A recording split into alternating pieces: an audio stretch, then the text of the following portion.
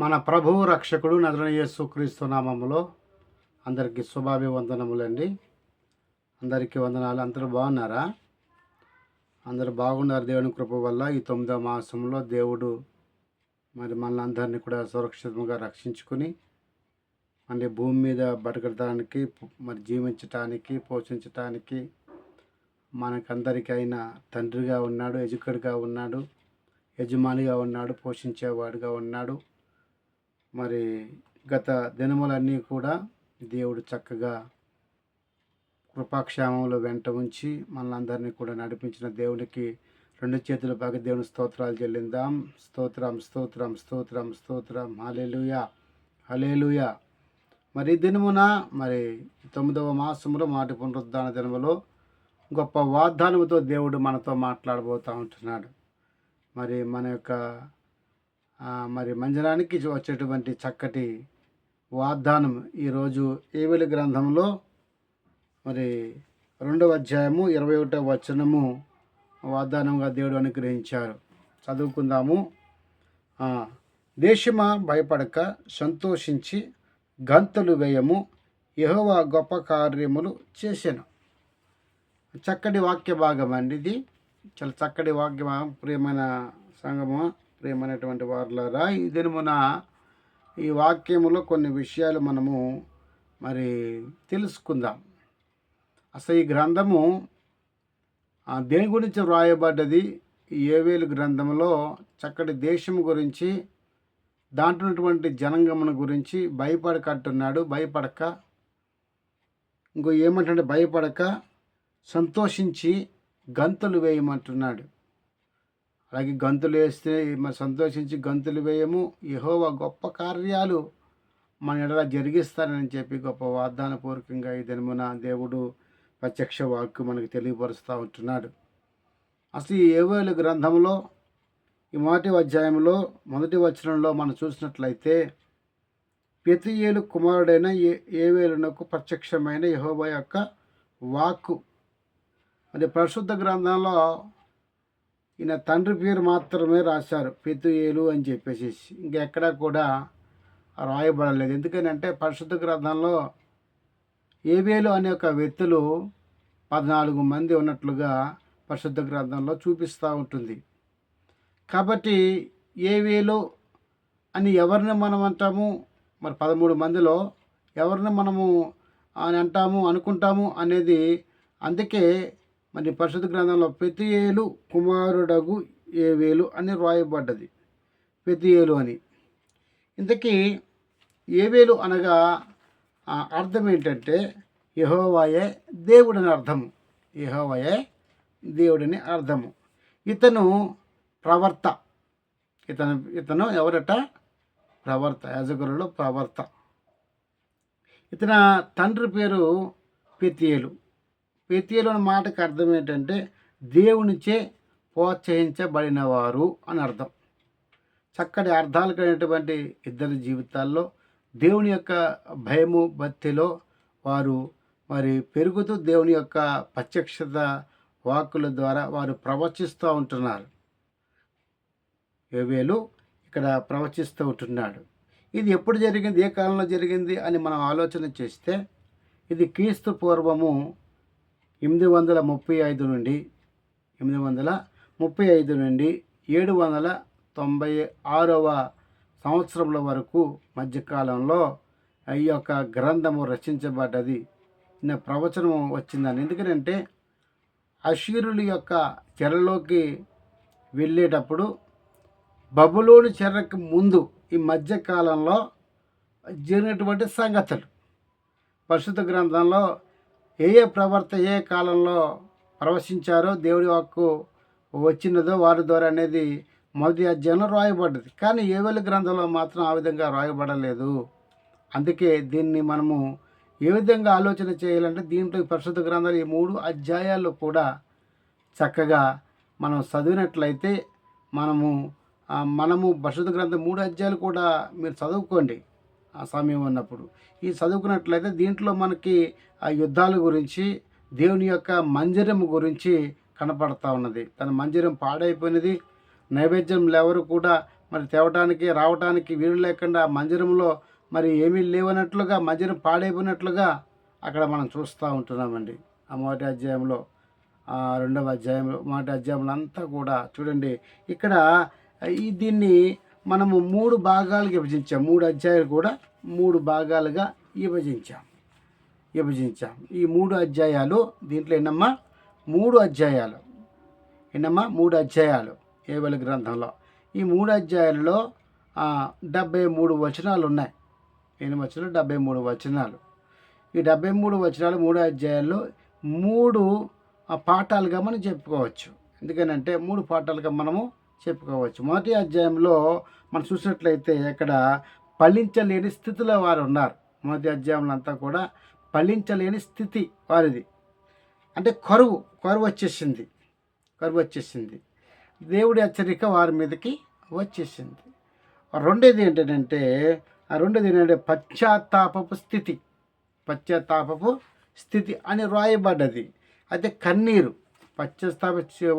స్థితి వచ్చినప్పుడు వారు కన్నీరు కార్చినప్పుడు దేవుడు వారికి వాగ్దానం ఇచ్చాడు. అంటే వాళ్ళు ఉపవాసం 2వ అధ్యాయంలో వాళ్ళు ఏం చేశారట? 12వ వచనం ప్రకారంగా ఉపవాసం ఉండి కన్నీరు విడిచొచ్చు దేవుడిని వేడుకుంటారట. న్యాయాధిపతి గ్రంథంలో మనం చూసినట్లయితే అక్కడ కూడా వారు ఏం చేశారట? దేవునికి విరుద్ధంగా ఉన్నప్పుడు ఒక ప్రవర్త వచ్చి ఒక న్యాయాధిపతి వచ్చి వారికి బుద్ధి చెప్పి దేవుడి ద్వారా వారికి మంచి మాటలు చెప్పి వారి సరైన యొక్క దారిలో వారిని దేవుడి యొక్క ఆత్మ ద్వారా కార్యముల ద్వారా వారిని అందరూ కూడా మరలా దేవుని యొక్క మధ్యలోకి ఒక ప్రవర్త తీసుకుని వారిని దేవుడి వైపుకు తిప్పేవాడు. అప్పుడు అద్భుత కార్యాలు వారి జీవితంలో ఎన్నో జరిగాయి. మొట్టమొదటిగా మోసే యొక్క కాలంలో, తర్వాత న్యాయాధిపతుల కాలంలో, తర్వాత రాజుల కాలంలో ప్రవర్తలు ఈ విధంగా మనకి చూస్తూ ఉంటున్నాం. కాబట్టి 3వ అధ్యాయంలో మనం చూసినట్లయితే ఫలించే స్థితి అంటే వాళ్ళు ఏంటంటే ఫలించే స్థితి అంటే దేవుడు ఏం చేశాడంటే కన్నీరు ఉపవాసం ఉన్నప్పుడు వారిని కనికరించాడు. అంటే ఏం చేశాడు? ఆశీర్వదించాడు. ఈ 3 అధ్యాయాల్లో కూడా ఈ 3 పాఠాలు మనం నేర్చుకోవచ్చు.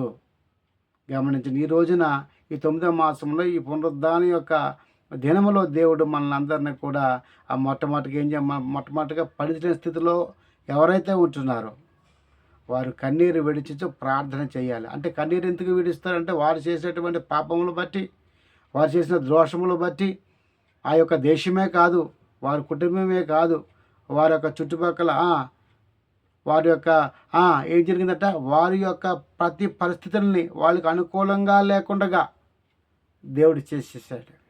అందుకే వారు ఉపవాసం ఉన్నాడు. ప్రవర్త చెబుతూ, ఓ పెద్దలారా, యజకులారా, ఇంకా మీరు ఎట్లా ఉపవాసం ఉండండి అని గోనెబట్ట కట్టుకోండి అని చెప్పి ప్రవర్త ఎన్నో హెచ్చరికలు దీంట్లో మనం చూస్తూ ఉంటున్నాం. కాబట్టి ఈ 3 అధ్యాయాలు 3 పాఠాలు మనం నేర్చుకుంటూ ఉంటున్నాం. దేవుడికి మహిమ కలుగునుగాక. ఈ యోవేలు ఏ కాలంలో ఉన్నటువంటి వ్యక్తి అంటే ఓబద్యా, యెషయా, ఆమోసు, యోనా వీరందరితోటి సమకూలుకున్నటువంటి ప్రవర్తగా మనం చూస్తూ ఉంటున్నాం. మీకా గారు కూడా ప్రవర్తక గారు కూడా సమూహ కాలకుడుగా వీళ్ళు ఆ మధ్య కాలంలో ప్రవశించే ప్రవర్తగా ఉన్నారు. దేవుడికి మహిమ కలుగునుగాక. హల్లెలూయా. కాబట్టి ఇక్కడ ఏమంటుండండి? దేశమా భయపడుకుంటున్నాడు. ఈ రోజున మనము చూసినట్లయితే చూడండి ఒక్కసారి ఈ మధ్యకాలంలో 835, 900 మనం చెప్పుకున్నాం కదా, 796, 835 నుండి 796 మధ్యకాలంలో జరిగినటువంటి ఈ యొక్క గ్రంథ లేఖనంలో ఏ కాలంలో జరిగింది అని మనం చూసినట్లయితే 2వ దినవృత్తాంతంలో గ్రంథంలో ఒకసారి మనం చూసినట్లయితే అక్కడ బైబిల్ తీద్దాము ఒకసారి. 2వ దినవృత్తాంతంలో గ్రంథంలో 23వ అధ్యాయము అక్కడ మనము చూద్దామా.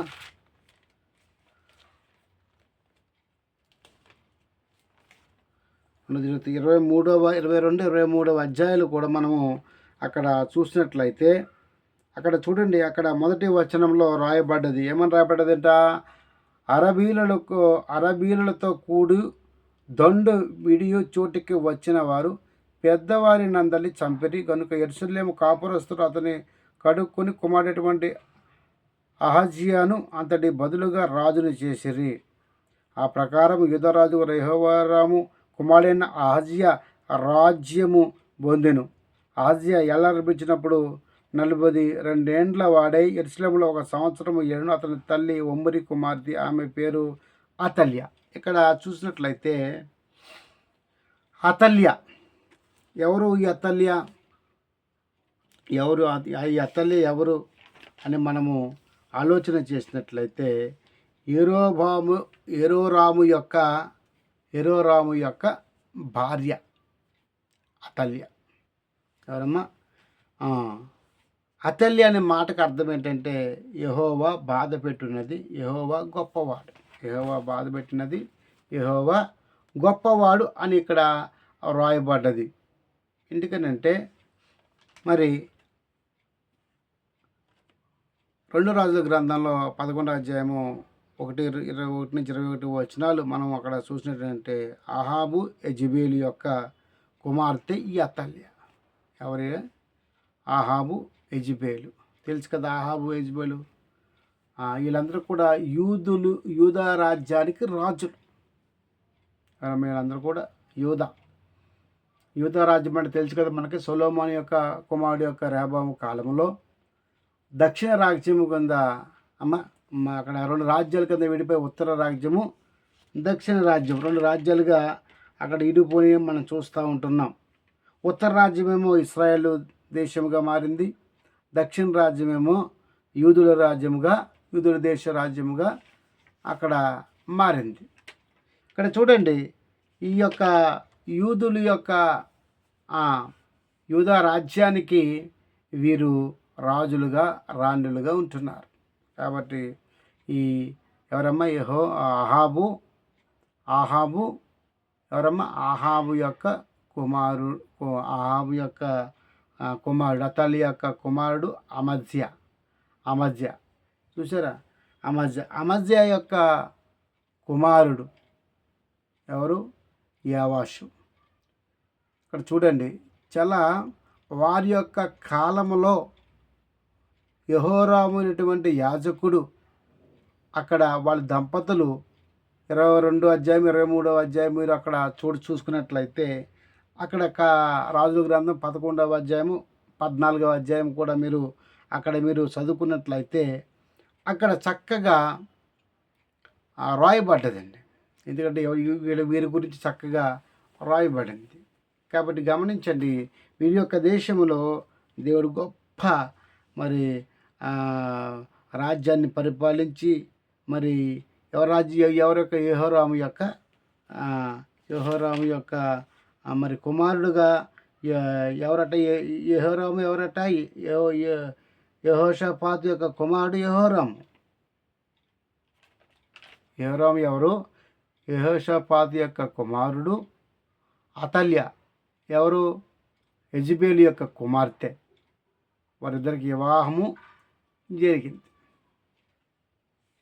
జరిగిన తర్వాత వారి దేశంలో ఏ విధంగా మరి విగ్రహారాధన ద్వారా ఏ విధంగా దేవుడికి కోపం రేపారో, వాళ్ళ ప్రజల మేరకు ఏ విధంగా దేవుడు ఉగ్రత వచ్చిందో, వారు ఏ విధంగా చనిపోయారో అనేది కూడా పరిశుద్ధ గ్రంథంలో మనం చూస్తూ ఉంటున్నాం.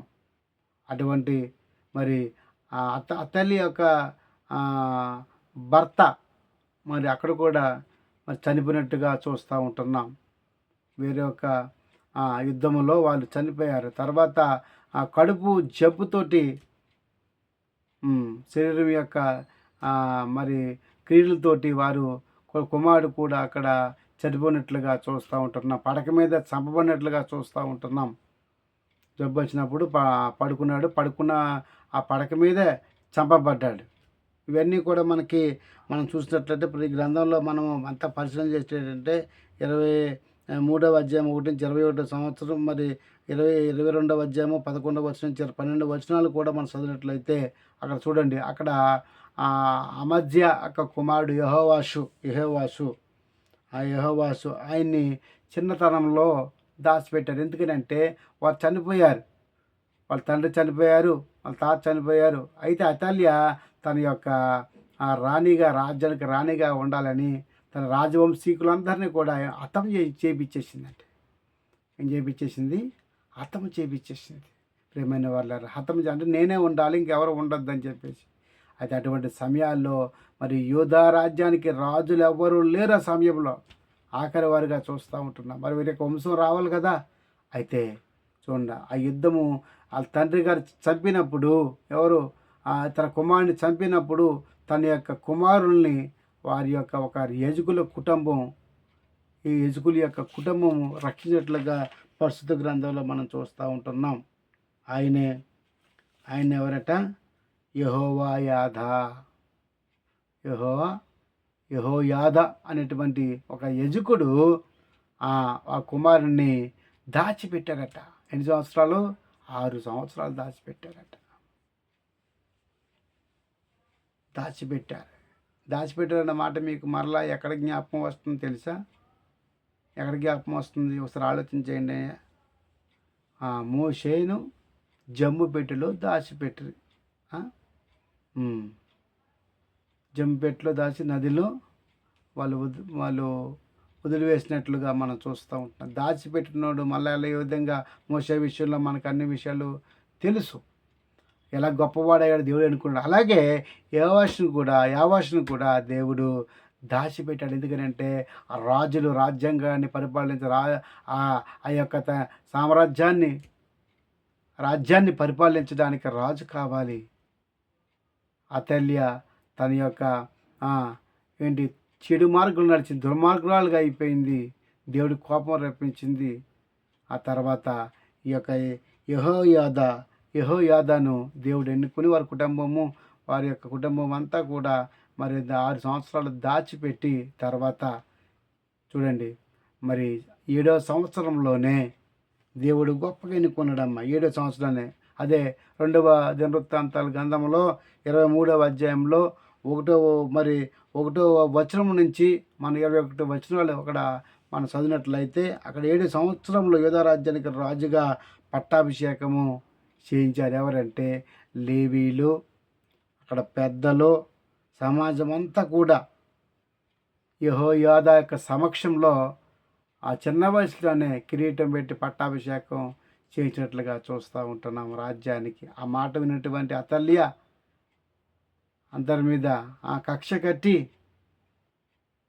నేనుండగా రాజ్యం చేస్తారంటే చూడండి. ఈ రోజుల్లో చూడండి, ఎవరు ఎక్కువ ఓట్లు ఉంటే వాళ్ళే కదండి. అంతే కదా. ఎవరి పక్షాన్ని ఎక్కువ మంది ఉంటే వారే. ఎక్కడైనా సరే నీ పక్షాన్ని ఒక 10 మంది ఉంటే నీదే బలగం అయిపోతుంది, నీకు బలం అయిపోతుంది. నీకు ఎవరు లేరంటే అంటే ఆ రోజుల్లో కూడా ఒక రాజుని ఎన్నుకోవాలన్నా, ఎవరిని ఎన్నుకోవాలన్నా వాళ్ళకి ఏం కావాలంటే బలం కావాలి. ప్రియమైన వారులారా, ఈ రోజున వాళ్ళందరూ కూడా మరి దేవునిగా మరి వారు సమక్షంలో బాగా చేసినట్లుగా రాజ్యాన్ని చక్కగా మరి అతల్య చనిపోయిన తర్వాత ఆ యొక్క రాజ్యం నెమ్మది పొందిందట అండి. అబ్బాయి ఎంత మంచి వాక్యం అండి. అక్కడ 20 మంచిగా చక్కగా రాశారు చూడండి. అక్కడ 22వ దినవృత్తాంతాల గ్రంథం 23వ అధ్యాయంలో 21వ వచనంలో చూసినట్లయితే వారు అతల్యను చంపిన తర్వాత పట్టణము నెమ్మది పొందింది. దేశంలో కూడా ఏం చేయరట? అతల్యాన్ని చంపేశారు. దుర్మార్గం ఉన్న వారిని మరి దుర్మార్గం క్రియేట్ చేసే వాళ్ళని మరి వాళ్ళు హతం చేసినట్లుగా మనం చూస్తూ ఉంటున్నాం. ఎందుకు హతం చేశారు అని అంటే 15వ వచనంలో చూసినట్లయితే ఇంకో ఆమె వచ్చి గుర్రపు ఇక చూడండమ్మా 15వ వచనము చూడండి. కాబట్టి వారు ఆమెను దాడి ఇచ్చి రాజనగరం వద్దకు గుర్రపు గుమ్మము వద్దకు ప్రవేశ స్థలముకు ఆమె వచ్చినప్పుడు వారు ఆమెను ఎక్కడ చంపివేసిరి. అప్పుడు యెహోయాదా జనులందరూ యెహోవా వారిపై ఉండవలనని జనులందరితో రాజుతోటి నిబంధన చేస్తున్నారు. అంతటా జనులందరూ బయలుదేవత యొక్క గుడికి పోయి దాన్ని పగడగొట్టి బలిపీఠం విగ్రహములు తొత్తునీళ్ళుగా విరగొట్టి బయలు యాజకుడైనటువంటి మత్తాను బలిపీఠములు ముందర చంపిరి. ఆ యొక్క బలిపీఠం ముందర చంపిరట. మరియు మోషే ఇచ్చిన ధర్మశాస్త్రం ఎందు రాయబడిన దానిని ఉత్సాహముతో గానముతోనూ యెహోవాకు అర్పించవలసిన దహన బలులు దావీదు నియమించిన ప్రకారం అర్పించినట్లుగా లేవులైనటువంటి యాజకుల చేతి క్రింద నుండు నట్టియు యెహోవా మందిరం యందు దావీదు పనులు పంచివేసినట్లు యెహోవా మందిరపు కావలి యెహోయాదా నిర్ణయించాడు. కాబట్టి యెహోవా మందిరంలో దేని చేతనైనా మరి అట్టు తగిలిన వాటి ప్రవేశించుకున్నట్లు అతడు ద్వారము యొద్ద ద్వారపాలకులు ఉండెను. మరియు అతడు శతాధిపతులను, ప్రధానులను, జనులను, అధికారులను, దేశ జనులందరిని వెంట పెట్టుకుని యెహోవా మందిరంలోకి రాజును తోడుకుని వచ్చిన వారు ఎత్తైన ద్వారము గుండా రాజనగరంలో చొచ్చి ఆ రాజ్య సింహాసనం మీద రాజును ఆసీనుడిగా చేసి దేశ జనులందరూ సంతోషించారు. అప్పుడు వారు అతల్యను చంపిన తర్వాత పట్టణము నెమ్మదిగా ఉందట. అతల్యను చంపిన తర్వాత చూసారా. కాబట్టి ద్రోహము చేసినటువంటి ప్రతి ఒక్కరు కూడా మరణము తప్పదని ఇక్కడ సూచిస్తూ ఉన్నది. అందుకే దినవృత్తాంతాలు 24వ అధ్యాయం 1వ వచనంలో అంటాడు, యెహోషు ఏలంబించినటువంటి 7 సంవత్సరాలు, ఎన్ని సంవత్సరాలమ్మా? మంచి మరి 7 సంవత్సరంలో ఏడుగలవై యెరూషలేములో 40 ఏండ్లు ఏలాడు. 40 సంవత్సరాలు. అతని తల్లి బెర్షెబా కాబోసేర్ బెన్యా యాజకుడైన యెహోవా యోధ బ్రతికిన దినములన్నీ కూడా యెహోవా దృష్టికి యథార్థంగా ప్రవర్తించాడు. వీళ్ళిద్దరు కూడా యెహోరాము, యెహోయాదా, తర్వాత యోవాషు, వీళ్ళిద్దరూ కూడా మరి చక్కగా ఆ రాజ్యానికి చక్కగా పరిపాలించిన దేవుని యొక్క మహాకృప మరి వారి మీద ఉంచి పరిపాలించగా చూస్తూ ఉంటున్నాం. ఎందుకనంటే ఆ తర్వాత వారు కూడా దారి తప్పేశారు. ఏం చెప్పారు? ఆ తర్వాత 24వ అధ్యాయంలో మనం చూసినట్లయితే వాళ్ళు కూడా ఏం అయిపోయిందట, 15వ అధ్యాయంలో 15వ వచనంలో 24వ అధ్యాయము 15వ వచనంలో యెహోవా వృద్ధాప్యంలో 130 సంవత్సరాలు ఉన్నప్పుడు వృద్ధాప్యంలో చనిపోయినట్లుగా మనం చూస్తూ ఉంటున్నాం ప్రియమైన వాళ్ళారు. అలాగే మరి 25వ వచనంలో యోవాషు మిక్కిలి రోగి చనిపోయిన పడక మీద ఉండగానే ఆయన్ని యెహోవాను చంపినట్లుగా మనం చూస్తూ ఉంటున్నాం. మరి మరలా దేశం ఎక్కడికి వెళ్ళిపోయిందండి? దేశం మళ్ళీ ఎక్కడికి వెళ్ళిపోయింది? సాతాను యొక్క ఒడిలోకి వెళ్ళిపోయింది. యెజుకుడు అటు రాజుల యొక్క సమయంలో ప్రవక్తలచే రాజ్య పరిపాలన రాజులు పరిపాలించేవారు. అటువంటి ప్రదేశం రాజు ఉన్నాడు, కానీ అక్కడ ప్రవర్త యెజుకుల ద్వారా పరిపాలించేట్లుగా 840 సంవత్సరాలు పరిపాలించేట్టుగా మనం చూస్తూ ఉంటున్నాం. దేవుడికి మహిమ కలుగును గాక. మరి ఇటువంటి సమయాల్లో ప్రవర్తనటువంటి యోవేలు ప్రవశించాడు. అర్థమవుతుందా? యోవేలు ప్రవశించాడు. యోవేలు గ్రంథంలో 3వ అధ్యాయం 16వ వచనంలో అంటాడు, ఇక్కడ యెహోవా సీయోను నుంచి గర్జించినట్టున్నాడు. దేవుడు ఎక్కడి నుంచట? సీయోనులోని. సీయోను అంటే ఏంటి? యెరూషలేము యొక్క పట్టణం. అంటే అక్కడి నుంచే గర్జిస్తున్నాడు. ఎందుకనంటే ఆ సీయోను యొక్క మరి పట్టణంలో ఉన్నటువంటి ప్రజలందరూ కూడా రోధిస్తూ ఉంటున్నారు. ఎందుకనంటే చూడండి, అదే మాట ఆమోసు గ్రంథంలో కూడా మనం చూద్దాం. 1వ అధ్యాయం 2వ వచనంలో కూడా ఉన్నది, యెహోవా సీయోను నుండి గర్జిస్తున్నాడు, యెరూషలేము నుండి తన స్వరము వినబడజేస్తున్నాడు అని అక్కడ కూడా మనం చూస్తూ ఉంటున్నాం ప్రియమైన వారులారా. చూసారా? 2 ఒకే వచనాలు ఒకే కాలంలో ఒకేసారి రాయబడినట్లుగా మనం చూస్తూ ఉంటున్నాం. అలాగే ఇది ప్రవచన వాక్కులండి, నిజంగా ప్రవచన వాక్యులు. అలాగే యోవేలు గ్రంథం 3వ అధ్యాయం 18వ వచనంలో అక్కడ కూడా మనం చూసినట్లయితే యోవేలు గ్రంథము 3వ అధ్యాయం 18వ వచనము మనం అక్కడ కూడా మనం చూసినట్లయితే అక్కడ కూడా చక్కగా చెప్తున్న మాట. 3వ అధ్యాయము 18వ వచనంలో ఏమని రాయబడ్డదండి? ఒకసారి చూడండి ఒకసారి.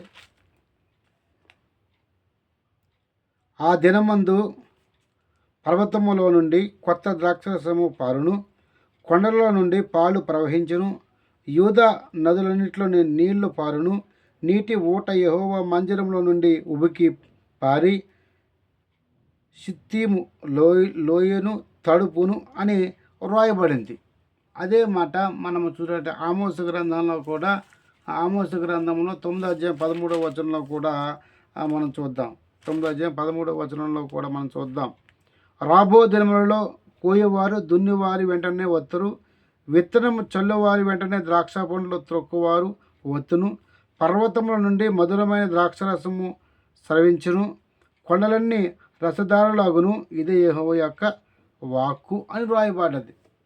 గమనించిన ప్రియమైన వారులారా, దేవుని యొక్క వాక్కు, ప్రత్యక్షమైన వాక్కు ఇక్కడ కనపడతా ఉంటుంది. అందుకే ఆ దినం అన్నాడు. యోవేలు గ్రంథంలో మొదటి అధ్యాయములో మనం అక్కడ చూసినట్లయితే అక్కడ ఏం రాయబడ్డది? అక్కడ చూస్తారు ఒకసారి. యోవేలు గ్రంథంలో మొదటి అధ్యాయము 15వ వచనంలో యెహోవా దినము గూర్చి అని అన్నది. యెహోవా దినము గూర్చి. ఏ దినం ఆ దినము అని అంటే ఇంకో ఈ దినమే, పరిశుద్ధ దినం. ఏ దినమమ్మా? ఈ దినమే. యెహోవా దినమని ఈ గ్రంథంలో 5 సార్లు రాయబడ్డది. 5 సార్లు యెహోవా గ్రంథంలో 5 సార్లు రాయబడ్డది. అలాగే యెషయా గ్రంథము మరి 13వ అధ్యాయంలో 13వ అధ్యాయము 6వ వచనం ఒకసారి చూసినట్లయితే యెషయా గ్రంథము 13:6 ఏముంది? చదవనమ్మా. సర్వలోకం పాడైపుటకే యెహోవా దినము వచ్చుచున్నది, ఘోషించుచున్నది. అది ప్రళయము వలె శక్తుడగు దేవుని యొద్ద నుండి వచ్చును. యెహోవా దినం ఎలా వస్తుందట? ఎలా వస్తుంది? యెహోవా దినము ఇలాగ ఘోషించున్నది, అది ప్రళయం వలె సర్వశక్తుడగు దేవుని యొద్ద నుండి వచ్చును. దేవుని యొద్ద నుండే వాక్కులు వస్తాయి. ఈ రోజున యోవేలు ప్రవక్త కూడా దేవుడి దగ్గర నుంచే వాక్కు పంపబడతా ఉంటుంది. ఆ దేశం యొక్క మందిరం ఏ విధంగా పాడైపోయింది, ఆ మందిరం గురించి చెబుతూ ఉంటున్నాడు. సర్వలోకముకు పాడు చేయుటకి ఆ దినం వస్తుంది. సర్వలోకం కూడా పాడు చేయటానికి. ఈరోజు యోవేలు గ్రంథంలో ఆ యొక్క రాజ్యములో అన్నీ పాడైపోతున్నాయి. పంట పొలాలు పాడైపోతున్నాయి. అది తినటానికి ఆహారం లేదు. అక్కడ మిడతలు వస్తూ ఉంటున్నాయి, పసిరి పురుగులు వస్తూ ఉంటున్నాయి. మన యోగ గ్రంథం అంతా కూడా చదివినట్లయితే అక్కడ చూడండి, మొదటి అధ్యాయంలోనే మనకి రాయబడ్డది చాలా చక్కడైన మాటలు. ఈ రోజున యోవేలు గ్రంథంలో చక్కగా దేవుడు మాట్లాడుతూ ఉంటున్నాడు. యోవేలు గ్రంథంలో మనం చెప్పుకున్నాం కదా, యోవేలు యొక్క ఎంతమంది పరిశుద్ధ గ్రంథంలో ఎంతమంది ఉన్నారట? 14 మంది ఉన్నారు. ఎంతమంది అమ్మా? 14 మంది. ఎక్కడెక్కడ ఉన్నారు 14 మంది అనేది ఒకసారి మనము మీరు రిఫరెన్స్ త్వరగా రాసేసుకొని 14 రిఫరెన్స్ చెప్పాలంటే మరి చదవాలంటే సమయం ఎక్కువ అవుతుంది కాబట్టి నేను రిఫరెన్స్ చెప్పేస్తాను. రిఫరెన్స్లు చూసుకోండి. మొదటి సమూయేలు గ్రంథంలో మీరు చూడండి, మొదటి సమూయేలు గ్రంథంలో 8వ అధ్యాయము 1-2 వచనాల్లో అక్కడ సమూయేలు యొక్క మరి కుమారుడు, జ్యేష్ఠ కుమారుడు ఒకడు అని అక్కడ రాయబడ్డది. అదే ఆ కుమారుడు మరలా కూడా అదే గ్రంథంలో చూడండి, అక్కడ 6వ అధ్యాయము 28వ వచనంలో కూడా మనకి 33వ వచనంలో కూడా రాయబడ్డది. చూడండి అమ్మా, సమూయేలు యొక్క కుమారుడు అని. అదే మొదటి దినవృత్తాంతాల గ్రంథంలో అహజ్యా కుమారుడు యోవేలు అని ఇక్కడ రాయబడ్డది. తర్వాత మొదటి దినవృత్తాంతం కదా 4వ అధ్యాయం 35వ వచనంలో ఆషయేలు గోత్రంలో ఒకడని రాయబడ్డది. మొదటి దినవృత్తాంతల గ్రంథంలో 5వ అధ్యాయము 4వ వచనం 8వ వచనంలో కూడా రూబోను గోత్రంలో ఒకడని రాయబడ్డది. అలాగే మొదటి దినవృత్తాంతల గ్రంథంలో 5వ అధ్యాయం 12వ వచనంలో గాదు గోత్రం అని రాయబడ్డది. అలాగే మొదటి దినవృత్తాంతాల గ్రంథం 7వ అధ్యాయం 3వ వచనంలో ఇజ్రాహయు కుమారుడు ఇజ్రాహాయ అని కుమారుడు ఒకడు, అతను యోవేలు కాబట్టి అతను రాయబడ్డది. అలాగే మొదటి దినవృత్తాంతాల గ్రంథంలో 11వ అధ్యాయం 38వ వచనంలో కూడా దావీదు దగ్గర ఉన్నటువంటి యోధులలో ఒకడు, 15వ అధ్యాయం 7వ వచనంలో అలాగే 11వ వచనంలో ఏమని రాయబడ్డదట? 7వ వచనం ఏమని రాయబడ్డదట? గెర్షోను సంతతి వాడు యోవేలు. అలాగే 11వ వచనంలో 17వ వచనంలో కూడా లేవీయుడు లేవీయుడు అని రాయబడ్డది. 23వ అధ్యాయము 8వ వచనంలో, 26వ అధ్యాయము 22వ వచనంలో లేవీయుడు మరి యెహీమీలు కుమారుడు మందిరంలో వాళ్ళు కావలివారిగా ఉండేవారట. మందిరానికి కావలివారిగా ఉండేవారట. అలాగే 27వ దినవృత్తాంతాల గ్రంథం 27వ అధ్యాయం 20వ వచనంలో మనిషి గోత్రంలో ఒకడు ప్రధానుడని రాయబడ్డది. అలాగే ఎజ్రా గ్రంథంలో 10వ అధ్యాయం 43వ వచనంలో నెబో వంశంలో బబులోను చెరక తర్వాత వచ్చిన వాళ్ళు ఎజ్రా గ్రంథంలో వాళ్ళు ఏ వేళని చూస్తున్నాం. ఆఖరిగా మరి నెహెమ్యా గ్రంథంలో 11వ అధ్యాయము 9వ వచనంలో అక్కడ బెన్యామీను గోత్రంలో మరి పెద్దలలో ఒకడో ఇలాగా యూదా వారు మరి అధికారులుగా రెండవ అధికారిగా మరి ఇతను ఉన్నట్లుగా, యూదా వారికి రెండవ అధికారిగా ఉన్నట్లుగా మనం చూస్తూ ఉంటున్నాం. దేవుడికి మహిమ కలుగును గాక. మరి ఈ సమయంలో మరి ఏ వేళ్ళు ఎంతమంది ఉన్నారు పరిశుద్ధ గ్రంథంలో మనం చూసాము. అలాగే ఈ అధ్యాయంలో ఒక వివరణ, అధ్యాయం యొక్క 3 అధ్యాయాల వివరణ మనం తెలుసుకున్నాము. మరి ఈ 3 అధ్యాయంలో కూడా ఒకసారి మనం చూసినట్లయితే ఈ 3 అధ్యాయాల్లో 73 వచనాలు అని చెప్పుకున్నాం. అయితే 7 ప్రశ్నలు ఉన్నాయి. 7 ప్రశ్నలు ఉన్నాయి. 50 ఆజ్ఞలు ఉన్నాయి. 10 వాగ్దానాలు ఉన్నటువంటి ఈ యొక్క గ్రంథము. 69 ప్రవచనాలు దీంట్లో. ఎన్ని ప్రవచనాలు కానీ ఎన్ని నెరవేర్చబడ్డాయి అంటే 11 నెరవేర్చబడినవి, ఇంకా 59 నెరవేరాలి, ఇంకా నెరవేర్చబడ్డాయి. తీర్పు దినమున ఇంకా తీర్పు రావాల్సింది. అంటే ప్రభు యొక్క రాకడిలో ఈ 70 గ్రంథంలో సూచిస్తూ ఉంది ఈ రోజుల్లో. గమనించండి. అలాగే ఈ 3 అధ్యాయాలు 3 ఉద్దేశాలు కూడా కనపడుతూ ఉంటున్నాయి. మొదటి అధ్యాయంలో మనం చెప్పుకున్నాము, సంపాదనలో తృప్తి చెందిన వారు దేవునికి ఎవరికి ఇవ్వవలసిన ప్రాధాన్యత ఇది దేవునికి ఇవ్వటం లేదండి. డబ్బు సంపాదించుకుంటున్నారు కానీ దేవుడికి ఇవ్వాల్సినటువంటి దానం ఇవ్వట్లేదు, ప్రాధాన్యత ఇవ్వట్లేదు, ముందు చూపు లేదు. దేవుడు అయ్యా నన్ను రక్షించాడే, ఇంతవరకు నన్ను పోషించాడే, దేవుడికి ఇవ్వాల్సింది నేను ఇవ్వాలి. దశంభాగాలు కావచ్చు, సమయాన్ని కావచ్చు, దేవుడి మంచి సమయాన్ని కావచ్చు, ఆయన వాక్య ధ్యానంలో మరి ఇవ్వచ్చు, సండే స్కూల్కి, అలాగే ప్రార్థనలో, అలాగే ఆరాధనలో. చాలామంది ఎలా ఉంటారండి, అన్నీ అయిపోయిన తర్వాత లాస్ట్న వస్తారు, లేకపోతే వాక్యంలో వస్తారు. అట్లా రావద్దు. దేవుడు మనకి ఇచ్చినటువంటి దినాన్ని, ఏ దినం గురించి మాట్లాడుతున్నాడు, ఈ దినం గురించి మాట్లాడుతున్నాడు. ఉదయకాలంనే సమయానికే వచ్చి, మనకంటే ముందు ఎవరు వస్తారు మందిరంలోకి? దేవుడు వస్తాడు. ఆయన ప్రత్యక్షత మనం చూడాలి. ఆయన ప్రత్యక్షత మనం చూసినట్లయితే దేవుడు మనల్ని ఆయన ఆశీర్వదిస్తాడండి. ఈ సమయంలో చూడండి, రెండవదిగా అంటే మన దేవుడికి ఇవ్వాల్సినవి మనం బోధించాలి. మొదటి వచనం. రెండవదిగా మన పాపాలను విడిచి సంపూర్ణంగా దేవుని వైపు మనం తిరగాలి. ఆయన తట్టు మనము తిరగాలి. ఈ రోజున ఏ పాపం నాలో ఉన్నదో ఒకసారి దేవుని తట్టు మనం ఒకసారి పరీక్షించుకోవాలి, తిరగాలి.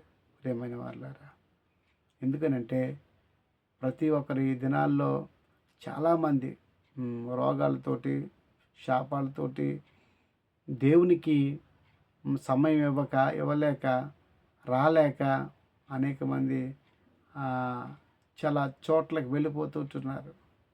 దేవుడికి ఇచ్చే సమయాన్ని దేవుడికి ఇచ్చేసేయాలి. లేకపోతే దేవుడు మనకి ఇంత చేసిన దేవుడు, నువ్వు ఒక్క దినము ఆయనతో గడపలేవా? మనం ఎవరెవరితో గడుపుతాము, ఎక్కడెక్కడికో వెళ్తాము, అన్నీ వ్యర్థమైనవి. కానీ దేవుడి రోజున ఇంత ఆయుష్ ఇచ్చాడే, ఇంత ఆరోగ్యం ఇచ్చాడే, ఇంత చక్కటి నిన్ను జీవితాన్ని ఇచ్చాడే,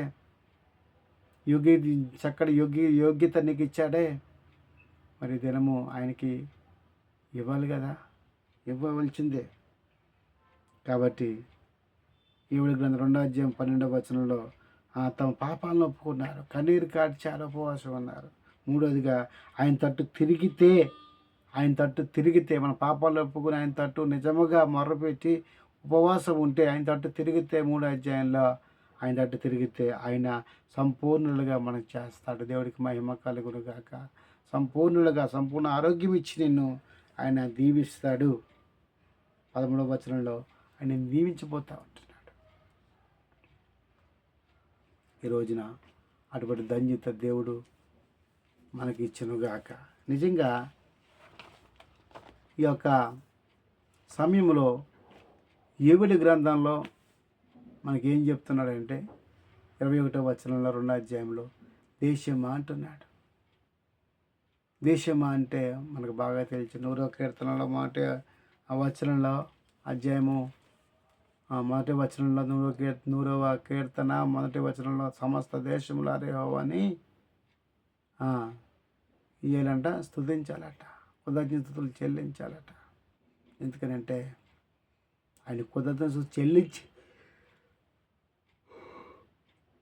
ఆయన గుమ్మంలోకి ప్రవేశించాలట. దేవుడికి మహిమ కలిగి ఆయన గుమ్మంలోకి మనము ప్రవేశించాలి. దేశమా, సమస్త దేశం అంటే దేశం అంటే మట్టి కాదో, దేశం అంటే మనుషులు అన్నాడు గుడిజాడవారు. కాబట్టి దేశంలో మనుషులు ఉంటారు. సమస్త దేశము, సర్వలోకము. సమస్త దేశం అంటే దేశం అంటే సమస్తము, అంటే ఇక్కడ ఎవరు బతుకుతున్నారో వాళ్ళందరూ కూడా సమస్త దేశములారా అన్నాడు. అక్కడ సమస్త దేశములారా అన్నాడు. సమస్త దేశం అంటే దేశంలో ఉన్నారంటే దేశంలో ఉన్నారు, దేశంలో మనమే ఉన్నాం. సమస్త దేశములారా, సమస్త దేశములారా. అందుకే ఇక్కడ కీర్తన గ్రంథము 66వ అధ్యాయం 1వ వచనం ప్రకారంగా సర్వలోక నివాసులారా దేవుడిని సంతోష గీతం పాడినట్టున్నాడు. సర్వలోక నివాసులారా దేశంలో 100వ కీర్తన ప్రకారంగా దేశమా భయపడక అంటున్నాడు. భయపడకు దేశమా, భయపడక. దేశమా భయపడ. దేశంలో ఉన్నారండి, ప్రజలు ఉన్నారు, సర్వలోక నివాసులు ఉన్నారు. భయపడకండి, మీరు సంతోషించే దినాలు వస్తున్నాయి. సంతోషించే దినాలు వస్తున్నాయి. దేవుని సంతోష గీతం మనం పాడాలి. అలాగే అక్కడ అంటున్నాడు. అందుకే దేశం అంటే యెరూషలేము గల దేశము అని మనం చూస్తూ ఉంటున్నాం. దీంట్లో మరి యెరూషలేము యొక్క మరి ఆ దేశంలో ఏమేమి ఉన్నాయనంటే చూద్దాం ఒకసారి. ద్వితీయోపదేశ కాండము 8వ అధ్యాయం 7వ వచనం ప్రకారంగా నీటి వాగులు ఊటగల దేశము అని అంటున్నాడు. అది 8వ అధ్యాయం 7వ వచనం ప్రకారంగా నీటి వాగులు ఊటగల దేశము, అగాధ జలములు గలటువంటి దేశము అని అంటున్నాడు. నీటి ఊట గల నీటిని మరి మనకి దేవుడు మనం ఎక్కడ నడిపిస్తా అని చెప్పిండు మనకి. కానాను దేశం. కానాను అంటే ఏంటి? పాలు తేనె ప్రవహించే దేశం. పాలు తేనె అంటే పాలు తేనె 2 తేనెలు అదనుకుంటున్నారు మీరు. అంటే సమస్తము సమృద్ధిగా ఉన్నటువంటి దేశం. అక్కడ లేనిది లేదట. ప్రతి వస్తువు దొరుకుతుంది అక్కడట. 8వ గ్రంథంలో చెప్పాడు కదా. 8వ గ్రంథంలో చెప్పాడు సమస్త దేశము. అందుకే ఈరోజు ఆయన అంటున్నాడు. అలాగే ద్వితీయోపదేశ కాండం 8వ అధ్యాయంలో 8వ వచనంలో కూడా గోధుమలు ఎవలు ద్రాక్ష చెట్టుగల దేశం. ఏ దేశం అది? నీటి ఊటగల దేశం అని విన్నాం. రెండోదిగా అక్కడ ద్రాక్ష గల చెట్ల గల యవ్వనులు కదా, గోధుమలు ఎవరు ఎన్ని దొరుకుతాయట అక్కడ. అటువంటి దేశం అని చెప్తున్నాడు. మూడోదిగా ఏం చెప్తున్నారంటే ఇక్కడ 9వ వచనంలో కరువు లేనిదట, ఇనప రాళ్ళట, రాగి తవ్వే దేశం అంట. రాగి ఇత్తడి రాగి ఉంటుంది చూసారా, ఆ దేశం అంటది. ఇవన్నీ యెరూషలేము ప్రాంతంలో ఉన్నట్లుగా మనం చూస్తూ ఉంటున్నాం. బంగారం దొరికే ప్రాంతం, బోళం దొరికే ప్రాంతం. మరి తూర్పు జ్ఞానులు వాళ్ళు ఎక్కడి నుంచి యేసుక్రీస్తు వారికి ఆ పశుపాకలో ఉన్నప్పుడు మరి ఒక్కొక్క దేశం నుంచి వారు ఏం చేశారట, వాళ్ళు జ్ఞానులు ఏం తెచ్చారట, ఒకరేమో సాంబ్రాణి, ఒకరు బోరం, ఒక బంగారం. ఒక్కొక్క దేశం నుంచి వారు పనిని బట్టి ఆ యొక్క మంచి సంపదను వారు తెచ్చి యేసుక్రీస్తు వారికి సమర్పించేట్టుగా మనం చూస్తూ ఉంటున్నాం. దేవుడికి మహిమ కలుగును గాక. అందుకే భయపడకంటున్నాడు. ఆదికాండము 41వ అధ్యాయంలో ఒకసారి మనం చూసినట్లయితే, ఆదికాండము 41వ అధ్యాయం తీద్దాం ఒకసారి. 41వ అధ్యాయంలో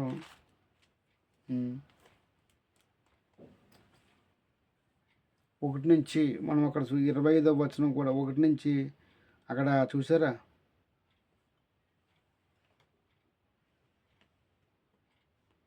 ఈ దేశం అది, ఈ దేశం అంటే 15వ వచనంలో కూడా ఉన్నది.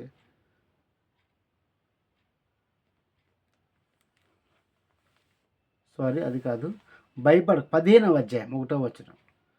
ఆదికాండము 15వ అధ్యాయంలో 1వ వచనంలో అంటాడు, ఇది జరిగిన తర్వాత యెహోవా వాక్యము అబ్రాహామునకు దర్శనమందు వచ్చి, అబ్రహామా భయపడకము, నేను నీకు కేడుము, నీ బహుమానము అత్యధికముగా అగునని చెప్పాను. ఇది చక్కటి మాట అండి. అబ్రహాముకి అంటున్నాడు, భయపడకమా, నీ యొక్క భయపడక అంటున్నాడు అబ్రహాముని. దేశమా భయపడకన్నట్లుగా అబ్రహాముని కూడా, అబ్రహామా ఆయన వాక్యము దర్శనమందానికి వచ్చినప్పుడు, అబ్రహామా భయపడకము, నీకు నేను కేడుమై ఉన్నాను, డాలుమై ఉన్నాను, ఆశ్రయముగా ఉన్నాము, నీకు బహుమానము అత్యధికమవుతాయి.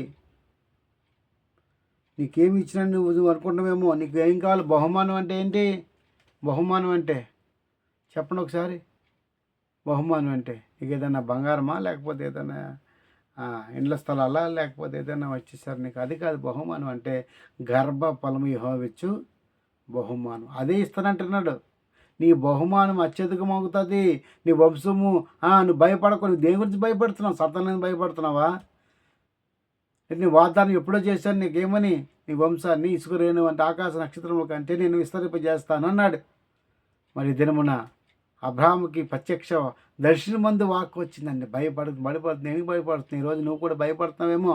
గర్భం లేదనో, నాకు అది లేదో ఇది లేదో, సమస్యలు నిండిపోయిన రోగంతో నిండిపోయాను, నాకు ఏది లేదో అని భయపడుతున్నావేమో. రేపటి దినం ఏంటి, నాకు యొక్క బిడ్డలకి నా పరిస్థితి ఏంటని భయపడుతున్నావు. ఏ విషయంలో భయపడుతున్నావు? దేవుని యందు నువ్వు నమ్మిక ఉంచి విశ్వాసంతో ఉంటే, అబ్రహాము యొక్క విశ్వాసం ఎందుకండి, ఆయన ఊహించలేదు కదా. ఆయన దేవుడు ఏది చెప్తా చేశాడు. దేవుడు మాట వినటం చేష్టమన్నాడు. సమయలు ప్రవక్త సౌలుని ఈ విధంగా అన్నాడు, నువ్వు ఎందుకు దాచుకుంటున్నావు, ఎందుకు చేస్తున్నావు అని. దేవుని మాట నువ్వు వినటమే చేస్తామంటున్నాడు. ఆయన మాట మనం వినాలి. వింటేనే ఈరోజు నీకు ఏ భయం ఉన్నా సరే, ఆ భయం అన్నింటిలో కూడా ఆయన ఏం చేస్తాడట, తప్పిస్తాడటన్నాడు. దేశంలో ఉన్న ప్రతి జనాంగాన్ని బట్టి కూడా మాట్లాడుతున్నాడు. ఓ దేశమా, నువ్వు భయపడుకో. ఓ అబ్రహాం నుంచే స్టార్ట్ అవుతుంది ఇక్కడ. అబ్రహాం నుంచే. అది ఏంటంటే మన అందరికీ తండ్రి, మూల పురుషుడు ఆయనే కాబట్టి. విశ్వాసులకు తండ్రి విశ్వాసానికి కాదు, విశ్వాసులకి కూడా. మన సంఘంలో విశ్వాసులు కావాలి, మనం విశ్వాసులు. ఒకప్పుడు మనం కూడా విశ్వాసులుగా ఉన్నాం కదా. భూమి మీద పుట్టినట్టు ప్రతి జాతికి, జనంగానికి కూడా ఆయనే మూల తండ్రిగా ఉన్నాడు. మనకి ఆదాము దేవుని యొక్క కుమారుడు అయితే, మనకి పై తండ్రి ఆయన అయితే, మనకి భూమి మీద ఉన్న వారికి తండ్రి ఆయనే. అబ్రహాము తండ్రిని పిచ్చుకుంటే ఆ విశ్వాసకు తండ్రి అటువంటి కర్త కొనసాగేటటువంటి దేవుడు మహిమ పొందుతాడట. అందుకే దేశంలో ప్రతి ఒక్క జనం భయపడకో. ఎంత భయపడుతున్నాం నిజంగా. ఏబులు గ్రంథాల్లో ప్రజలందరూ భయపడుతుంటున్నారు. వాళ్ళు చేసేటువంటి ద్రోహాన్ని బట్టి, విగ్రహాలను బట్టి, పాపములు బట్టి. అందుకే ప్రవర్త వచ్చి చెప్తానండి, దేనికి భయపడతారంటే, పంట పొలాన్ని ఆ మిడతలు తినేస్తున్నాయి, పసర పురుగులు తినేస్తున్నాయి, అనేక రకాలమైనటువంటి పసర పురుగులు తినేస్తున్నాయటండి. వాళ్ళు వేసుకున్న పంట వేసుకున్నట్టే పోతున్నారు. తింటాక ఆహారం లేదు, తాగుతాక నీళ్ళు లేవట. భయపడిపోతుంటున్నారు. ఆ భయం అంతటి కూడా పోవాలంటే ఆయన 2వ అధ్యాయం 15, 13, 12 వచనం ప్రకారంగా మన ఉపవాసం ఉండి ప్రార్థన, కన్నీరు విడిచుచు మనపూర్వకంగా ప్రార్థన చేయాలట. మనపూర్వకంగా చేయాలట. ఏదో చేసేసాము వెళ్ళిపోయామంటే కాదు. ఇంట్లో ఏదో కాసేపు ప్రార్థన చేసుకుంటున్నాం, మనస్ఫూర్తిగా చేయాలండి. మనపూర్వకంగా కుటుంబం అంతా కలిపి, మీ కుటుంబం ఎంతమంది అంతమంది కలిపి చిన్న ఒక పాట, ఒక శరణం, ఒక చిన్న వాక్యము, ఒక గ్రంథంలో 5 వచనాలు దేవునికి ప్రార్థన చేసుకుంటే మీ కుటుంబంలో ఏ భయాలు రావండి, ఏ రోగము రాదు. ప్రేమైనటువంటి సంగమా, ఈరోజు దేవుడు అదే చెప్తున్నాడు. దేవుని గురించి భయపడుతున్నావు, భయపడకు, జడియకు. ప్రతి భయాలన్నీ కూడా తీసివేసేటువంటి మన దేవునికి మహిమ కలుగును గాక. అక్కడ మనం చూస్తూ ఉంటున్నాము. ద్వితీయోపదేశకాండం 20వ అధ్యాయం 1వ వచనంలో అంటున్నాడు, అక్కడ శత్రువులతోటి యుద్ధానికి భయపడుతుంటున్నారు. అక్కడ నీ శత్రువులతో యుద్ధం చేసినప్పుడు గుర్రాలు, రథములు మీకంటే విస్తార్జనములు అట్లా అనుకుంటున్నామేమో. ఒకేలా ఏం భయపడకో. అరణ్యయాత్రలో వారు ఎంతగా భయపడ్డారండి. ఫరో యొక్క సైన్యాన్ని చూసి భయపడి ఏమన్నారు, మోషేని మమ్మల్ని ఈ యొక్క అరణ్యంలో చంపేస్తా తీసుకొచ్చేవా. ముందేమో గొయ్య, వెనకాలేమో ముందేమో యోర్దాను నది, వెనకాలేమో ఫరో యొక్క సైన్యము. వాళ్ళు ఏమవుతున్నారు ఇప్పుడు? భయపడుతుంటున్నారు. భయం మనిషిని భయమేనండి సగం. ఏ విషయంలో భయపడుతున్నావు? రోగమని భయపడుతున్నావా? చనిపోతామని భయపడుతున్నావా? దేనికి భయపడకు. దేవుడే ఇచ్చాడు. యోబు గ్రంథంలో 1వ అధ్యాయంలో అంటాడు కదా, ఏమంటాడట అక్కడ? దేవుడు యొక్క ఎంతో యథార్థవంతుడిగా ఊజి దేశం ఉన్నటువంటి యోబును అపవాది మొత్తినప్పుడు, ఎందుకనంటే 1వ అధ్యాయం 10వ వచనంలో యోబు గ్రంథంలో అక్కడ దేవుని యొక్క కంచి ఉంటుంది ఆయన మీద చుట్టూ కంచి ఉంటుంది. ఎందుకంటే కంచి ఎందుకు ఉంటుంది అంటే ఆయన కుమార్తెలను ప్రతి దినమంతా కూడా దేవుని దగ్గర వాళ్ళు ఏదైనా పాపం ఉన్నదేమో అని దహన బలి అర్పించేవాడటండి. ఏమర్పించేవాడట? దహన బలి అర్పించేవాడట యోబు. ఎంత యథార్థవంతుడు, ఎంత నీతిపరుడు. అటువంటి యథార్థవంతుడు ఆ దేశంలో ఎవ్వరు లేరట. ఈ రోజులో కూడా ఎవరు లేరు. ఆ రోజులో కాదు, ఈ రోజులో కూడా యథార్థవంతులు ఎవరు ఒక్కడో లేరు, నీతిమంతుడట. గమనించిన ప్రియమైన వర్లారా, అటువంటి యథార్థుడి మీదనే సాతాను మొత్తితే ఉన్నదని మొత్తం ఆస్తి, గుడ్డలు, గొర్రెలు, బిడ్డలు అందరూ చనిపోయారట. పనివాడు ఒకడు వచ్చి అయ్యా రాజా అయ్యా అని ఒక పనివాడు వచ్చి అయ్యా ఇట్లా జరిగింది అంటే ఆయన వాడట, దేవుడే ఇచ్చును, దేవుడే తీసుకుని పో అని ఈజీగా మనం చెప్పగలమా, అనగలమా? ఆయన భయపడలేదు, దేనికి భయపడలేదు. దేవుడే ఇచ్చాడు. దేనికి భయపడ్డాడు? దేనికి? ఇంట్లో వారికి భయపడ, స్నేహితులు వేసినట్ట ఇది నీకు రోగం ఎందుకు వచ్చిందంటే ఎవరికి నీది ఏదైనా తప్పు చేసి ఉంటావని చెప్పి వారి మీద అబద్ధపు ఏం మాటలట, వ్యతిరేకమైన మాటలు మాట్లాడారట. కడికి తన బంధువర్గమే మాట్లాడటం మాని విరోధం అయిపోయారట. స్నేహితులు విరోధం అయిపోయారట. తనకు కట్టుకున్నటువంటి భార్య ఆమె కూడా దూషించి చనిపోన్నది. అయినా కూడా ఆయన ఒకటే, దేనికి భయపడలేదండి. పెద్ద పెద్ద కురుపులట, అవి వ్యాధట, అదో వ్యాధట, అది కురుపులు వేసేసినాయి అంట. శిలాపెంకులతో ఆ యొక్క రాకుంటుంటే అబ్బాబ్బా ఎంత మనకు చిన్న బాధ కలుగుతేనే అయ్యో బాబు అబ్బా అంటాము కదా. కానీ అంత యథార్థవంతుడు భూమి మీద అటువంటి వ్యక్తి ఎవరు లేరట. భయపడలేదు, కురుపులకి భయపడలేదు, స్నేహితులు ఇంట్లో వారికి ఎవరికి భయపడలేదు. ఆ దేశంలో యథార్థంగా ఎప్పుడు మొదట్లో ఎట్లా ఉన్నాడో ఆ తర్వాత కూడా అన్నీ పోయినప్పుడు కూడా అట్లానే ఉన్నాడట యథార్థంగా. అందుకే 42వ అధ్యాయంలో మనకి రెండింతలు ఆశీర్వదించేటట. తన పశువులు, తన యొక్క మందను, తన యొక్క బిడ్డలను మళ్ళీ దేవుడు ఏం చేశాడట? రెండింతలుగా ఇచ్చేసాడు, ఆశీర్వాదం ఇచ్చేసాడు. రెండింతలుగా మనం ఆశీర్వాదం పొందాలి అని అంటే మనం ఏం చేయాలట? మనం ఆయనలో పరిగెత్తాలి, ఆయనలో నమ్మకం, భయము లేకుండా ఉండాలి. భయపడకూడదు, దేనికి భయపడకూడదు. ఇక్కడ చూడండి, శత్రువులతో యుద్ధం చేసినప్పుడు వారు గుర్రము రథాన్ని చూసి భయపడ్డారు, కానీ భయపడద్దు అంటున్నాడు. తర్వాత ఇక్కడ యెహోషువ గ్రంథంలో 1వ అధ్యాయము 6వ వచనంలో కూడా అంటాడు, నిన్ను విడువను, ఎడబాయను, నిబ్రము కలిగి ధైర్యంగా ఉన్నట్టున్నాడు. యెహోషువను దేవుడు ఏమంటున్నట? నువ్వు నిన్ను విడువను నేను, ఓ యెహోషువ. మోషే యొక్క మరి చక్కటి పాత్రలో వాళ్ళిద్దరూ ఎవరట? యెహోషువ, కాలేబు. ఇద్దరు కూడా నమ్మకంగా ఉండి దేవుని యొక్క మరి వారిని, ఈ ప్రజలని మళ్ళా కనానుకి మరి వెళ్ళటానికి మోషే ద్వారా నడిపించబడేటువంటి ఎత్తులు 40 సంవత్సరాలు వాళ్ళు మోషే ద్వారా నడిపించబడ్డారు. ఇంకొక 5 సంవత్సరాలు యెహోషువ ద్వారా నడిపించబడినట్లుగా మనం చూస్తూ ఉంటున్నాము. అందుకే ఒకవేళ యెహోషువను భయపడుతున్నావా? యాయి పట్టణాలు దాటడానికి, యోర్దాను ఎరుకో పట్టణాలు దాటడానికి భయపడుతున్నావా? భయపడకు, నేను నిన్ను విడవను, ఎడబాయ, నీకు సహాయం చేసేవాడిని నేను. నువ్వు భయపడకో, ఏ విషయంలో భయపడకో. నన్ను ముందు పెట్టుకుని స్తుతుల ద్వారా అలా ఎడుకులో గోడ ఎన్నిసార్లు అటండి? 7 సార్లు అలా చుట్టూరు ప్రదర్శన చేసుకుని ప్రార్థించినప్పుడు ఎడుకు గోడలు ఏ విధంగా కూలిపోయి, ఆ పట్టణంలో అనే వ్యక్తి ద్వారా అక్కడ శపించబడేటువంటి వస్తువులు తెచ్చడం వల్ల వ్యతిరేకంగా ఆ పట్టణాన్ని జయించలేకపోయారు, కానీ తర్వాత దేవుడు విజయాన్ని ఇచ్చాడు. చూడండి ఇక్కడ. అలాగే మనం చూసినట్లయితే అయితే న్యాయాధిపతుల గ్రంథంలో 6వ అధ్యాయం 10వ వచనంలో కూడా మరి మీరు అమోనీయులను చూసి దేశము నివసించు వారి దేవతలకు భయపడకండి అంటున్నారు. న్యాయాధిపతులు 6వ అధ్యాయంలో మరి అక్కడ చూడండి, ఇశ్రాయేలు ప్రజలు దేవుడితో తిరిగి విగ్రహాలతో తిరిగారు. తర్వాత వారిని ఒక దేవుడే వారికి అప్పచెప్పినట్టు చూస్తున్నాం. మీరు ఒకవేళ అమ్మనీయులకి దేశం నివసించే వారికి వారి దేవతలకు భయపడుతున్నారే, మీరు భయపడకండి. ఎందుకనంటే మీరు భయపడద్దు. ఆ భయానంత తొలగించి, ఆ భయం నుంచి తొలగించి నేను నిన్ను రక్షించేవారిని. నేను దూత వచ్చి అంటది కదా, యేసుక్రీస్తు వారు పుట్టినప్పుడు వాళ్ళు భయపడుతుంటారు దూతలను చూసి, యెహోవా దూతను చూసి. భయపడకు అంటది అక్కడ కూడా ఏంటి, భయపడకు, భయపడకు, భయపడకండి. ఎందుకంటే నేను సర్వ అంటే ఏమన్నది అక్కడ, వాళ్ళు కూడా మంచి సువార్తమానం చెప్పారు కదా మనకి. ఆ దేశంలో కొందరు గొర్రెలు కాపురు, ఆ దేశంలో కొందరు గొర్రెలు కాపురు తన మందరం కాచుకుంటుండగా ప్రభు దూత వచ్చి వాళ్ళు ప్రత్యక్షమైనప్పుడు వాళ్ళు భయపడ్డారట.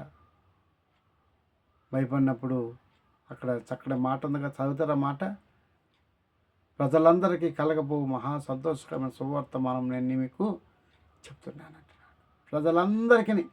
ప్రజలందరికీ దేశంలో ప్రతి ఒక్కరికి, ప్రపంచం అంతటిని కూడా దేవుడు ఏమన్నాడండి, మళ్ళీ నేను మంచి వర్తమానం చెప్తున్నాను, అందరికీ సంతోషకరమైనటువంటి వర్తమానం. భయపడకండే దేశమా, భయపడకు, సంతోషించు.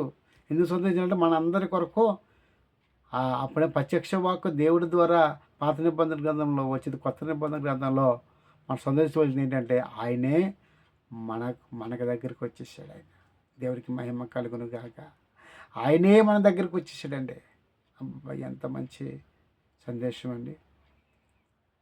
ప్రజలందరికీ కలుగు మహా సంతోషకరమైన శుభవార్త, సంతోషించండి, మీ కొరకు పుట్టాడు దేవుడు. ఇక్కడ కూడా అంటున్నాడు, ఏవుల ద్వారా అంటున్నాడు. రాబోయే దినాల్లో తీర్పులో కూడా చెప్తున్నాడు ఏవుల ప్రవర్త.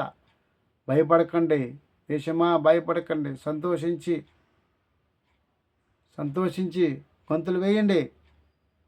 మీ కొరకు దేవుడు గొప్ప కార్యాలు, మాదిరి కార్యాలు కాదు, చిన్న కార్యాలు కాదు, పెద్ద పెద్ద కార్యాలు మనకు చేయబోతున్నాడటండి. మరి ఎవరి జీవితంలో దేవుడు చేయబోతున్నాడు. భయపడవద్దు. ఒకవేళ దేవాళ్ళకి భయపడుతున్నారా, వేరే వాళ్ళకి మనుషులు భయపడుతున్నారా, లేకపోతే వేరే సమస్యల మీద బాధపడుతున్నారా, ఉద్యోగం లేదని బాధపడుతున్నారా, సంతానం లేదని బాధపడుతున్నారా, వివాహం లేదని బాధపడుతున్నారా, దేనికి భయపడొద్దు. దేవుని యొక్క ప్రజలారా, దేవుని కొరకు మన యోధులుగా ఉండాలి. దేవుని యొక్క విశ్వాసముతో మనము ఆయన ఉపవాసం ఉండి ప్రార్థించితే ఆయన వాక్కుల ద్వారా దేవుడు చెప్తా ఉంటున్నాడు, ఆయనను స్తుతించుడి, ప్రార్థించుడి, ఉపవాసం ఉండి ఉపవాసాన్ని ఆశీర్వదించుడి. దేవుణ్ణి ఈ రోజుల్లో చాలామంది ఏదేమీ లేదు, తినాలా, పండాలా, వెళ్ళాలా. ఎంతమంది ఉపవాసం ఉన్నారు, ఎంతమంది దేవుడి కొరకు బతుకుతున్నారు అని అంటే మరి మనలో మనం ప్రశ్నించుకోవాలి. అలాగే 2 రాజుల గ్రంథంలో ఒకసారి చూద్దాము. 2 రాజుల గ్రంథంలో 6వ అధ్యాయము 16, 17 వచనాల్లో కూడా మనం చూసినట్లయితే అక్కడ ఎలీషా చుట్టూ అక్కడ మీరు చూడండి, చక్కటి మాట మనకి 16, 17 2వ రాజుల గ్రంథము ఒకసారి చూస్తారా. 2వ రాజుల గ్రంథంలో చక్కటి మాటలు ఉన్నాయి. 6వ అధ్యాయము 16వ వచనము, 6వ అధ్యాయము 16వ వచనం, 6వ అధ్యాయం 16వ వచనంలో 16, 17 వచనాలు చదువుతాం. అతడు భయపడవద్దు, మన పక్షమున ఉన్నవారు వారికంటే అదుకులే ఉన్నారని చెప్పి, యెహోవా వీడు చూచినట్లు దయచేసి వీని కండ్లు తెరవమని ఎలీషా ప్రార్థన చేయగా, యెహోవా ఆ పనివారి కండ్లను తెరచి చేసెను గనుక వాడు ఎలీషా చుట్టూ పర్వతములు అగ్ని గుర్రముల చేత రథముల చేత నిండి ఉండుట చూచెను. దేవుడికి మహిమ కలుగును గాక. ఒకని పనివారి యొక్క కండ్లు ఎలీషా ప్రవర్త తెలిసినట్లుగా చూస్తాను. అక్కడ ఒక అతను భయపడుతుంటున్నాడు, అయ్యో భయపడొద్దు, నంగు మన పక్షాన ఉన్నవాడు వారికంటే అదుకులై ఉన్నారని చెప్పాడు. యెహోవా వీడు చూసినట్లుగా దయచేసి వీరి కన్ను తెరవమని ఎలీషా ప్రార్థన చేయగా, భయపడుతున్నారు, కళ్ళు లేవని. ఎవరో ఈరోజు చూడండి, ఏది లేదు. ఈ అవయవాలు చాలామందికి శృంగార దేవాలయం దగ్గర పుట్టి కుంటివాడు అక్కడ భిక్షమెత్తుకున్నప్పుడు పేతురు యోహానులు అక్కడికి వచ్చినప్పుడు అడుగుతాడు, నన్ను స్వస్థపరచాలని, రక్షించవాలి, విశ్వాసం స్వస్థపరచడం లేవు అని చెప్పినప్పటికీ గొప్ప అద్భుతం జరిగింది కదా అక్కడ. ఇక్కడ కూడా చూసారా, ఎలీషా యొక్క చక్కటి వాడు పనివారి కండ్లు తెరవ చేసిన గనుక వారు ఎలీషా చుట్టూ పర్వతములు అగ్ని గుర్రముల చేత రథముల చేత నిండినట్ట చూచాడు. ఎలీషా యొక్క వెనకాల రథాలు పర్వతాలు అబ్బాబ్బాబ్బా అన్నట్లుగా దేవుడు చూసినట్లుగా చూస్తూ ఉన్నాం. యెషయా గ్రంథంలో 41:10 కూడా మనం చూడండి, నీవు నా దాసుడు భయపడకో. యెషయా, నీవు నా దాసుడు యెషయా ప్రవర్తన మాట భయపడకు. దేనికి భయపడుతున్నావు? ప్రజలకు భయపడుతున్నావా? భయపడుకుంటున్నాడు. అది 54:4 భయపడకము, సిగ్గుపడనక్కర్లేదు. మనమేం సిగ్గుపడక్కర్లేదు, వాళ్ళే సిగ్గుపడతారు. మనం ఎవరైతే హింసిస్తున్నారో దూషిస్తున్నారో వాళ్ళే సిగ్గుపడతారు. దేవుడికి మహిమ కలుగును గాక. హల్లెలూయా, హల్లెలూయా. లోకాసు వార్త 1:13 జకరి కూడా భయపడతాడు ప్రభుత్వంతో వచ్చినప్పుడు. ఎందుకనంటే మరియా గురించి మరి అక్కడ ఎలిజబెత్ జకరియా అంటే ఎలిజబెత్ విషయంలో కూడా గర్భం రావటానికి వృద్ధాప్యంలో ఉన్నటువంటి వారికి వారు మరి దేవుడు చూసారా గొప్ప యోగ్యత నాక వారు యజకుడు జకరియా అదే పరిశుద్ధంలోకి వెళ్ళి మాట్లాడినప్పుడు భయపడతాడు. దూత భయపడకంటున్నారు. చెప్తాడు, నీ పుట్టబోయే బిడ్డ ఇట్లాగా యోహాను పేరు పెట్టు, ఆయన ప్రవర్త అనేక మందికి అయినా అని చెప్పి అధ్యాయం చదువుకోండి మీరు, అక్కడ మీకు ఎవరిగా తెలుస్తుంది. అలాగే మీరు ఎవరికి భయపడుతున్నారు? లోకసువార్త 12వ అధ్యాయంలో 4-5 వచనాలు అంటారు, దేహమును చంపిన తరువాత మీరేం భయపడతారు? దేహము చంపక ఈ ఆత్మను చంపే వరకు భయపడాలి. మీరు దేహాన్ని చంపే వరకు భయపడకండి. ఎవరు భయపడతారు? ఆత్మను చంపే వాళ్ళకి మన ఆత్మ ద్వారా ఆత్మ కార్యాలు జరిగించాలి. కాబట్టి మనం భయపడాలంటే ఈ ఆత్మకు, అంటే మనకు ఆ ఆత్మ ఎవరు ఇచ్చారండి? ఎవరు ఇచ్చారు? యెహోవా పెట్టు, నడు ఆత్మ యెహోవా పెట్టు దీపము. ఈ ఆత్మకు భయపడాలి. ఈ శరీరం ఎప్పుడు ఈ మట్టిలో కలిసిపోతుంది తప్ప, ఈ శరీరము లోకంలో కలిసిపోతుంది తప్ప, కానీ ఆత్మ దేవుడి దగ్గరికి వెళ్తుంది. ఆత్మ ద్వారా నువ్వు మహిమ స్వరూపుగా ఆయన దగ్గరికి వెళ్ళాలంటే నువ్వు పాపము లేనివాడిగా ఉండాలి, శాపము లేనివాడిగా ఉండాలి. నీ మీద శాపం ఉండొద్దు, నీ మీద పాపం ఉండొద్దు, నువ్వు పరిశుద్ధులుగా ఉండాలి.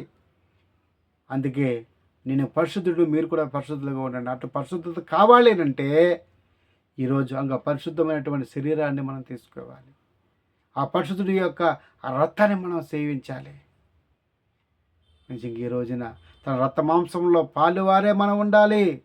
ప్రేమైనటువంటి సంగమా, ఆయన యొక్క రక్త మాంసంలో పాలువారే ఉండాలి. అందుకే తన శరీరాన్ని మనకి ప్రతి నెల ఇస్తున్నాడు, తన రక్తాన్ని ప్రతి నెల ఇస్తున్నాడు. మనం శరీరం బలహీనులుగా కాకుండా బలవంతులుగా ఉండాలని, రోగస్తులుగా కాకుండా, ఏమీ లేనులుగా అయోగ్యులుగా లేకున్నట్లుగా యోగ్యకరంగా ఉండాలని 1 కొరింథీయులకు రాసిన పత్రికలో 23వ అధ్యాయం 11వ వచనం ప్రకారంగా దేవుడు తను అప్పగించిన రాత్రి ఒక రొట్టెని ఒక గిన్నెని ఎత్తి దేవుని కృతజ్ఞతలు చెల్లించి అది విరిచి ఆ రొట్టెని అనేక మందికి ఇక్కడ విడిచిచ్చినట్లుగా చూస్తూ ఉంటున్నాం. ఎందుకంటే ఇది నన్ను జ్ఞాపకం చేసుకోండి, నన్ను జ్ఞాపకం చేసుకోండి ప్రేమైన వారులారా. ఆయన మనం జ్ఞాపకం చేసుకోవాలి. అది చేసినటువంటి ప్రతిక్రియను బట్టి, ఆశ్చర్యాద్భుత కార్యాలను బట్టి మనం జ్ఞాపకం చేసుకోవాలి. మనం ఎవరికి భయపడుతున్నాం? ఈ శరీరానికి భయపడుతున్నామా? ఇంకా ఈ యొక్క లోకంలో భయపడుతున్నామా? కానీ ఆత్మకు భయపడు. ఎవరికి భయపడదు? మనం ఆత్మకి. అందుకే గొప్ప సందేశం చెప్తున్నా అంటున్నాడు ఇక్కడ.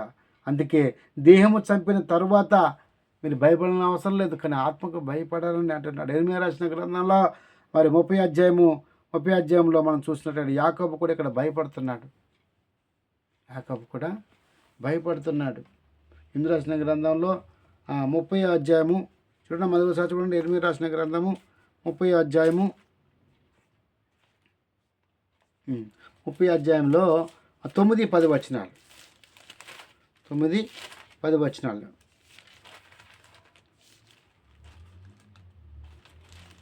9, 10 వచనాల్లో ఏమనుందంటే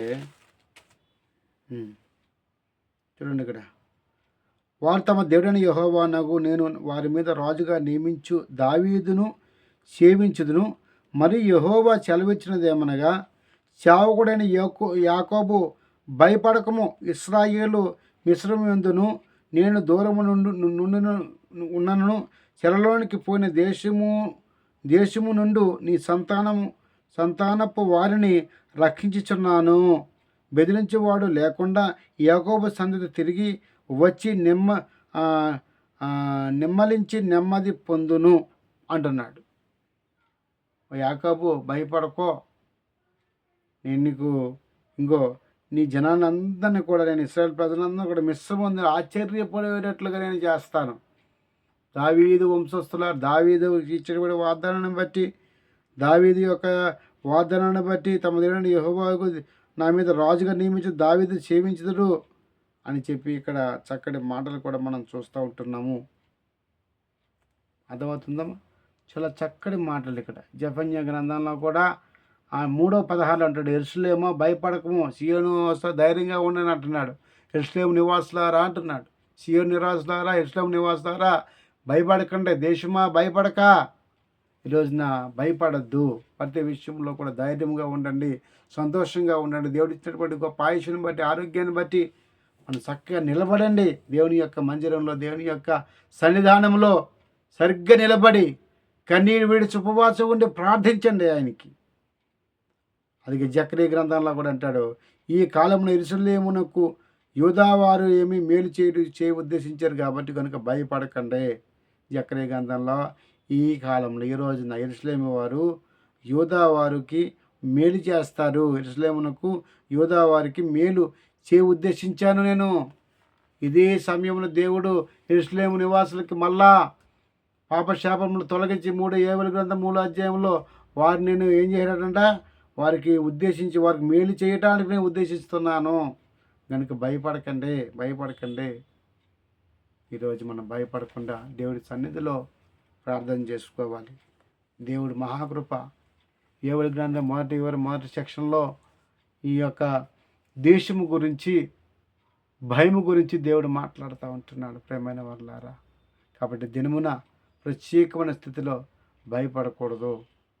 ఎందుకంటే మనకి ప్రజలందరికీ కలగబో మహా సంతోషకరమైనటువంటి సంతోషించి శుభవర్తమానాన్ని ఈరోజు మనం తెలియజేస్తున్నాడు. ఎందుకంటే ఆయనే మన దగ్గరికి వచ్చేసాడు. కాబట్టి ఆయన మనము భయభక్తులతో ఉంటే ఆయన మన ఎందుకు జాలి చూపుతాడట. ఏం చూపుతాడట? జాలి. కీర్తన 103:13 ఉంటుంది, ఆయన భయభక్తులు గల వారి ఎడల జాలి పడును అంటున్నాడు. జాలి పడతాడు. భయము భక్తి కలిగి ఆయనతో నడుచు వాళ్ళందరూ కూడా ధన్యులు. కాబట్టి ఈ యొక్క వాక్య లేఖనము, పరిశుద్ధమైన వాక్యం, మరి ఈ యొక్క వాక్యము మన వెనుకల్లో దీవించి ఆశీర్వదించును గాక. ప్రభునామంలో అందరికీ వందనాలు.